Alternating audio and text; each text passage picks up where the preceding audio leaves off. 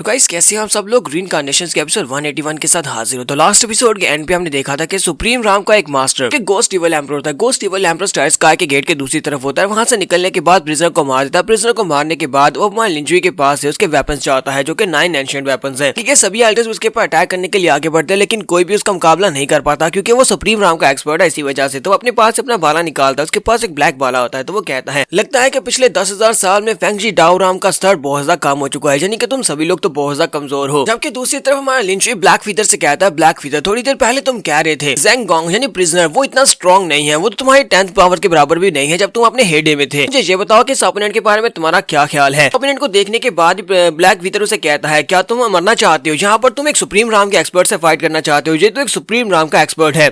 Master जो भी empress sovereign Ram के 10th लेवल के बाद ब्रेक थ्रू कंप्लीट करता है वो सुप्रीम राम में पहुंचता है। सुप्रीम राम का मतलब यह है कि ये सोवरियन राम के बंदे को भी आसानी से मार सकता है। हम दोनों मिलकर भी इससे फाइट करेंगे तब भी हम लोग इसको नहीं हरा पाएंगे क्योंकि ये बहुत ज्यादा पावरफुल है। तुम्हारे लिंजुई से कहता हाँ मुझे पहले पता था कि तुम यहाँ पर बिल्कुल भी अनरिलायबल हो, तुम मेरी मदद नहीं कर पाओगे। दूसरी तरफ से इवल गोस्ट एम्परर जो होता है वो अपने वेपन को सामने की तरफ फेंक देता है हमारे लिंजुई के ऊपर अटैक करने के लिए। जबकि हमारे लिंजुई अपने पास से 10 एंशिएंट एम्परर्स के जो वेपन थे उन सभी को मर्ज करने के बाद एक वेपन बनाया था। वो अपने वेपन को सामने की तरफ करते हैं, उसके अटैक को ब्लॉक करता है। दोनों वेपन्स की टिप्स आपस में टकराती है। हमारे लिंजुई का वेपन जो होता है वो उसके वेपन से हार जाता है। हमारा लिंजुई पीछे की तरफ गिरता है। हमारा लिंजुई कहता है ऐसा नहीं हो सकता, इसकी स्ट्रेंथ तो वाकई में बहुत ज्यादा है। मुझे लगा ही था कि इसकी स्ट्रेंथ मुझसे ज्यादा होने वाली है, ये तो मुझे पहले से पता था। इस वक्त किंग राम है और ये मुझसे 2 लेवल हायर है। 2 लेवल हायर की स्ट्रेंथ बहुत ज्यादा है। तो इवल गोस्ट एम्परर्स के ऊपर अटैक करने के बाद उसे भी सेंस हो जाता है। वो कहता है ये क्या, इसका मतलब यह है कि मेरा गोस्ट एम्परर का जो एम्परर व्हील था वो भी तुम्हारे पास और बाकी के 9 एंशिएंट वेपन्स, बाकी के 9 एंशिएंट एम्परर्स के वेपन्स वो भी सभी तुम्हारे पास हैं कि तुम तो काफी ज्यादा हैरान करने वाले हो। नीनियांग कहती है मैंने तो सोचा भी नहीं था कि इवल गोस्ट एम्परर इतना ज्यादा पावरफुल होगा। न्यूबाओ से कहती है ये गोस्ट एम्परर सेक्टर का जो गोस्ट एम्परर हुआ करता था उसकी बॉडी का आधा हिस्सा है क्योंकि आधा हिस्सा तो किड्स ग्राफर बन गया था। अगर इसको पूरा जोड़ा जाता तो ये इस वक्त कितना ज्यादा पावरफुल होता। एंशिएंट एरा कितना ज्यादा पावरफुल था जिसमें इतने पावरफुल एम्परर्स रहा करते थे। तुम्हारे लिंजुई लोगों से कहता है तुम्हें ये सब कुछ देखकर हैरान होने की जरूरत नहीं है क्योंकि ये तो सिर्फ और सिर्फ एक क्लोन है। इसकी असली बॉडी तो कैंगजुआन राम में है जहाँ पर इसकी असली बॉडी नहीं है। ये बात सुनने के बाद उन सभी लोगों को एक बहुत ही बड़ा झटका लगता है क्योंकि क्लोन इतना ज्यादा पावरफुल है तो असली बॉडी कितनी पावरफुल होगी। गोस्ट एम्परर जो होता है हमारे लिंजुई से कहता है कि तुम्हारे पास 9 एंशिएंट एम्परर्स के वेपन्स हैं, इसके अलावा अब तुम्हारे पास ज़ेंग गोंग की बॉन भी है, वो भी मुझे दो। तुम्हारे पास 10 वेपन है, सारे के सारे मुझे दे दो। मैं यहाँ पर तुमसे वादा करता हूँ कि तुम सभी लोगों को एक बहुत ही क्विक डेथ देने वाला हूँ। लिंजुई से कहता है तुम्हें लगता है कि इतने सारे एंशिएंट वेपन्स को हासिल करने के बाद मैंने इनको हासिल करने में बहुत ज्यादा मेहनत लगाई है और इतनी मेहनत करने के बाद मैं इतनी आसानी से तुम्हारे हाथों से मर जाऊंगा। स्पेशली जहाँ पर डीमन एम्परर के बिहाव पर मैं तुम्हारे हाथों से तो बिल्कुल भी नहीं मर सकता क्योंकि डीमन एम्परर तुम्हारा बेस्ट फ्रेंड था। ये बात सुनने के बाद इवल गोस्ट एम्परर से कहता है तुम्हारे पास क्वालिफिकेशंस नहीं है कि तुम मेरे बेस्ट फ्रेंड के बारे में यहाँ पर बात कर सको। तुम्हारी हिम्मत कैसे हुई? तुम एक जूनियर और तुम हमारे एंशिएंट एम्परर्स के बारे में यहाँ पर कमेंट्स नहीं कर सकते जो कि 10,000 साल पहले गुजर चुके हैं। लिंजुई से कहता है कि डीमन एम्परर वो तुम्हारा बहुत ही क्लोज फ्रेंड हुआ करता था। उसने तुम्हें हिमनली मिरर के सीक्रेट के बारे में बताया था क्योंकि हिमनली मिरर के सीक्रेट के बारे में पहले तुम्हें नहीं पता था। उसके बाद तुमने क्या किया, तुमने अपने दोस्त डीमन एम्परर को धोखा दिया। तुमने उसको धोखा दिया और बाकी के 7 एम्परर्स के साथ मिलकर उसको इनसर्कल किया ताकि तुम उसको दबा सको। और उसके बाद जब तुम्हें अपॉर्चुनिटी मिली तो तुम पूरी की पूरी फेंगजी डाओ राम को स्वालो करने की कोशिश की, यानी कि तुमने पहले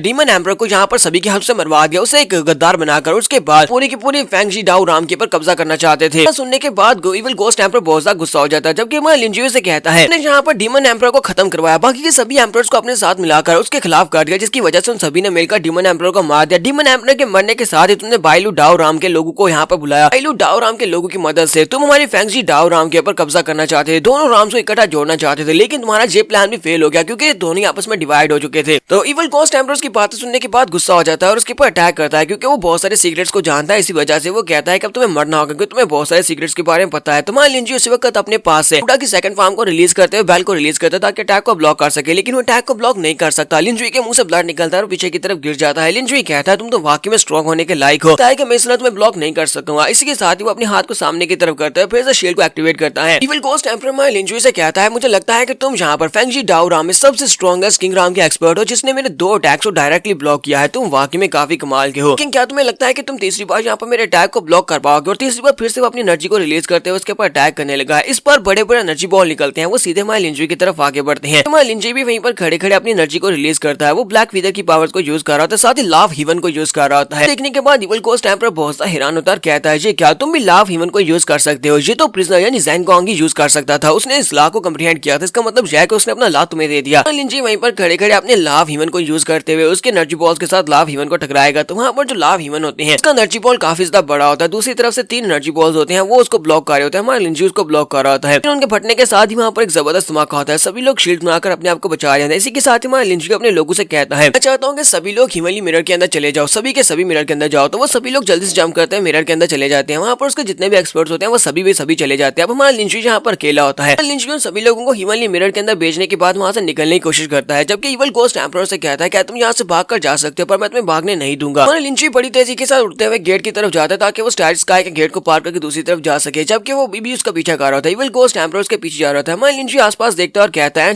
टेलीपोर्टेशन अरे फॉर्मेशन यहीं कहीं पर होनी चाहिए, जल्दी से जल्दी उसको ढूंढना होगा वरना मैं सुप्रीम राम के एक्सपर्ट का मुकाबला नहीं कर सकूंगा। इसी वक्त इवल गोस्ट एम्परर के करीब पहुंच जाता है और कहता है मुझे लगता है कि जब तुम सॉफ्टवेयर राम में पहुंच जाओगे उस वक्त तुम 10 एंशिएंट वेपन्स की पावर्स को शो करवा पाओगे, लेकिन फिलहाल के लिए तुम इनको यूज भी नहीं कर सकते, तुम इनके 10वें हिस्से को भी यूज नहीं कर पा रहे। यही तुम्हारा अंत होने वाला है। अब तुम्हें यहाँ पर मरना होगा क्योंकि दूसरा चांस तुम्हें नहीं मिलेगा। तो वो लिंजुई के ऊपर अटैक करने के लिए उसके करीब पहुंचता है। हमारा लिंजुई से कहता है अगर मैं यहाँ पर ट्राई नहीं करूंगा तो मुझे पता कैसे चलेगा। तो मैं यहाँ पर एंशिएंट वेपन्स की फुल स्ट्रेंथ को यूज करने की कोशिश करता हूँ। भी अपने वेपन को सामने की तरफ करते हुए एंशिएंट वेपन्स की फुल स्ट्रेंथ को यूज करने लगा, जबकि दूसरी तरफ से इवल गोस्ट एम्परर अपने एक बड़े से गोस्ट को बनाता है, उसके ऊपर अटैक कर देता है। ऐसा गोस्ट हमारे लिंजुई के ऊपर अटैक करने के लिए आगे बढ़ रहा था। हमारे लिंजुई कहता है मैं चाहकर भी इस अटैक को ब्लॉक नहीं कर पाऊंगा, ये अटैक बहुत ज्यादा पावरफुल है। जैसे वो वहाँ पर उस अटैक की तरफ देख रहा था उसी वक्त उसे वो लड़की वहाँ पर दिखाई देती है, जिस लड़की के बारे में उसने बुद्धि साटिवा किस ग्राबा से पूछा था। कहता है ये लड़की यहाँ पर आ चुकी है, ये लड़की ये लाखों साल पहले मैंने इसे देखा था और ये फाइनली यहाँ पर दोबारा से अपीयर हुई है। इवल गोस्ट एम्परर भी देखने के बाद काफी ज्यादा हैरान होता है। उसकी खोपड़ी आगे की तरफ भारी होती है, जबकि वो लड़की हमारे लिंजुई के सेंटर में खड़ी होती है। एक तरफ इवल गोस्ट एम्परर होता है और उसके सेंटर में वो लड़की होती है। तो हमारे लिंजुई से देखता है और कहता है तो तुम हो। तो वो उसे कहती है हाँ ये मैं हूँ, मैं आज भी तुम्हें याद हूँ, काफी अर्सा गुजर चुका है लेकिन इसके बाद में तुम्हें याद हो। तुम्हारे लिंजुई से कहता है मुझे लगता है कि अगर जिंदगी में किसी ने एक बार तुम्हें देख लिया हो तो मुझे नहीं लगता कि वो जिंदगी में तुम्हें कभी दोबारा बोल सकता है। इसी वजह से तुम मुझे आज भी याद हो, मैंने तुम्हें चेरी ब्लॉसम ट्रीज के नीचे देखा था। तो वो लड़की भी उसे कहती है अगर मैं यहाँ पर तुमसे ये कहूँ कि मैं तुम्हारा इंतजार कर रही तुझे गलत नहीं होगा, मैं तुम्हारा इंतजार कर रही थी, मैं हमेशा से वहीं पर थी। लिंजुई से कहते तो बताओ कि तुम कौन हो। तो वो उसे कहती है फिलहाल के लिए वक्त नहीं आया कि मैं तुम्हें ये सारी बात बताऊं क्योंकि तुम एक बहुत ही क्यूरियस लड़के हो। इसके साथ ही वो आगे बढ़ती है और कहती है तुम एक बहुत ही क्यूरियस लड़की हो, तुम बार बार स्टार स्काई के दूसरी तरफ जा चुके हो, लेकिन मैं जो बहुत कुछ जानती हूँ जो तुम्हारे बारे में मुझे जानना चाहिए था। वो बात यह है कि तुम एक ही दिन में 1,00,000 साल तक फंसे रहे हो। लिंजुई उसकी बात सुनने के बाद काफी हैरान होता है और कहता है इस लड़की को ऐसे पता चला, ये तो मेरी जिंदगी का सबसे बड़ा सीक्रेट है कि मैं 100,000 ईयर तक रीइंकार्नेट हो रहा हूँ और सेम एक दिन के अंदर। वो लड़की आगे बढ़ती है, लिंजुई के काफी करीब चली जाती है और उसे कहती है मुझे लगता है कि तुम अभी भी इस बारे में सोच रहे होगे क्योंकि मुझे पता है कि तुम उसके बाद कई बार सेम दिन के ऊपर सेम जगह के ऊपर जाते रहे हो ताकि तुम मुझे ढूंढ सको, लेकिन मैं तुम्हें वहाँ पर नहीं मिली। तुम इसी बारे में सोच रहे होगे ना कि मैं तुम्हें वहाँ पर क्यों नहीं मिली, क्योंकि मुझे तुम्हारे सीक्रेट के बारे में अच्छी तरह से पता था कि तुम एक ही दिन में 1000 टाइम तक रीइंकार्नेशन हो सकते हो। इसी वजह से मैं वहाँ पर से गायब हो जाती थी, मैं वहाँ से चली गई थी। मैं लिंजुई से कहता तो मुझे बताओ कि तुम कौन हो और तुम मेरे बारे में सब कुछ कैसे जानती हो। तो यहाँ पर हम लोग अपने एपिसोड 181 का एंड करेंगे। एपिसोड की एक्सप्लेनेशन अच्छी लगी हो तो कमेंट करके जरूर बताइएगा। चैनल को सब्सक्राइब कर दे, वीडियो को लाइक और शेयर कर दें। शुक्रिया।